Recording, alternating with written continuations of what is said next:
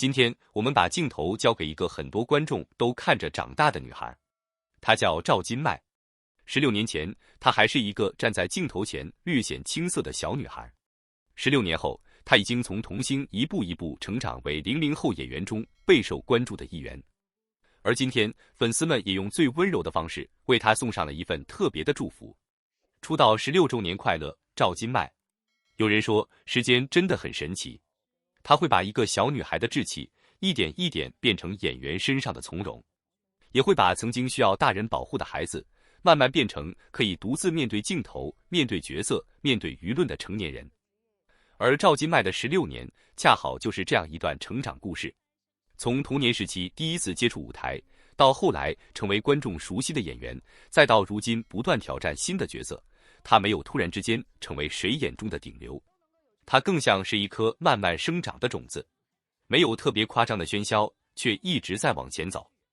2009年，赵今麦参加辽宁省庆祝新中国成立60周年的花儿朵朵演出季，并参与儿童音乐剧《安徒生》。那时候的他还很小，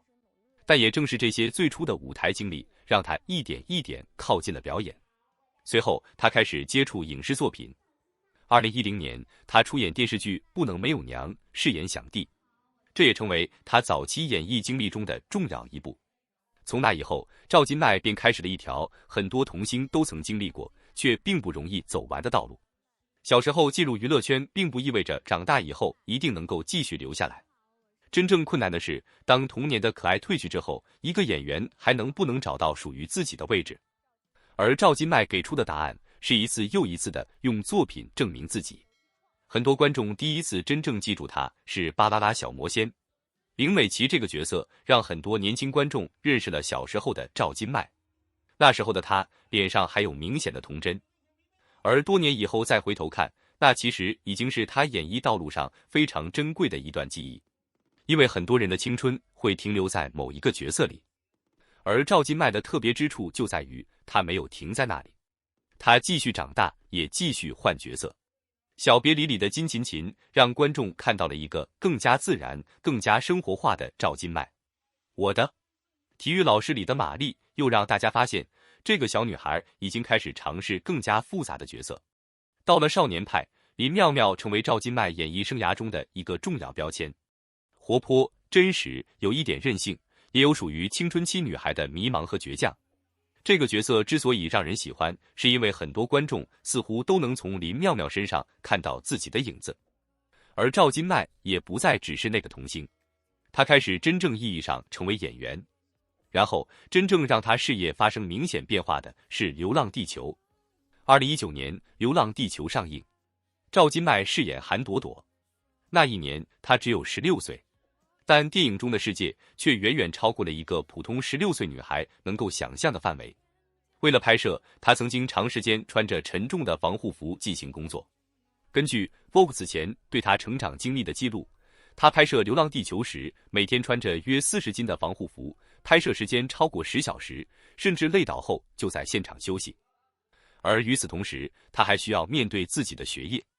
这段经历也让很多人第一次意识到，原来那个看起来还很年轻的赵今麦，已经在用成年演员一样的方式面对自己的工作。更重要的是，他并没有因为一次成功就停下来。开端的出现，让赵今麦真正迎来了属于自己的高光时刻。李诗情这个名字，相信很多观众都不会陌生。公交车、爆炸、循环，一次又一次重新开始。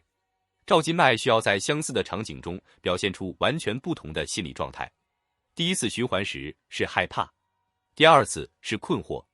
再后来是坚定。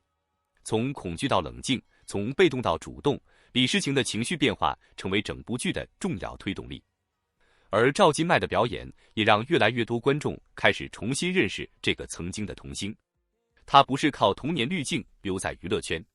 他是真的在成长。开端之后，赵今麦又陆续挑战了不同类型的角色，从校园到都市，从悬疑到爱情，从现实题材到古装作品，他一直在尝试摆脱学生角色的固定印象。在《暴雪10分钟的因果》，让他与吴磊组成了新的荧幕组合，而《杜华年》里的李荣，则让观众看到了他在古装题材中的另一面。从青春少女到成熟角色，从现实题材到古装爱情，她正在一点一点扩大自己的表演边界。而到了2026年，这种变化依然没有停止。骄阳似我中的聂曦光就是赵今麦近年来非常有代表性的角色之一。聂曦光表面上是一个拥有优越家庭背景的女孩，但她并没有停留在千金大小姐的设定里。她需要进入职场，需要成长，需要面对爱情，也需要找到真正属于自己的事业方向。这个角色的核心其实依然是成长，而这恰好也是赵今麦这些年来一直在经历的事情。从一个需要被保护的小女孩，到能够独立承担角色的年轻演员，角色在成长，赵今麦也在成长，甚至有时候你会发现她的角色与她本人之间存在一种很有意思的呼应。她演的很多女孩都不是一开始就拥有答案的人，她们会迷茫，会犯错，会害怕，但最后她们都会选择继续往前走。这或许也是观众为什么愿意一直陪着赵今麦成长的原因，因为她身上的那种感觉并不是遥不可及的明星光环，反而有一点真实，有一点安静，甚至还有一点不太会表达。Vogue 曾经记录过赵今麦的一些成长故事，他曾透露自己不太擅长表达，也曾偷偷做过16型人格测试，结果是 INFP。当然，性格测试只是一个标签，真正让人印象深刻的是他对表演的观察方式。他不是那种特别喜欢用夸张方式表达自己的演员，相反，他更习惯观察，观察对手演员，观察人物的情绪，观察那些非常细微的变化。在拍摄开端时，他甚至会提前梳理角色每一次循环之后的情绪变化。这也是为什么他的一些表演可能没有那么强烈，却能够让观众慢慢进入人物。16年的时间，说长不长，说短也不短。对于普通人来说，16年可能意味着从小学走到大学毕业，但对于赵今麦来说，这16年几乎贯穿了他整个成长过程。从6岁左右接触表演，到8岁左右完成影视剧拍摄，再到10几岁出演《流浪地球》，然后进入中央戏剧学院学习表演，毕业之后继续拍戏。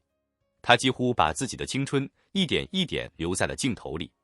所以当粉丝说出道16周年快乐的时候，这句话其实不只是庆祝一个时间节点，它更像是在说，谢谢你陪我们走过这么多年，谢谢你让我们看到那个曾经稚嫩的女孩是怎样一步一步长大的。而赵今麦的粉丝也有一个很可爱的名字，麦香。对于很多麦香来说，喜欢赵今麦可能并不是某一天突然发生的事情，也许是小时候看《巴啦啦小魔仙》时记住了她，也许是在少年派中喜欢上了林妙妙，也许是在《流浪地球》中第一次认真关注韩朵朵，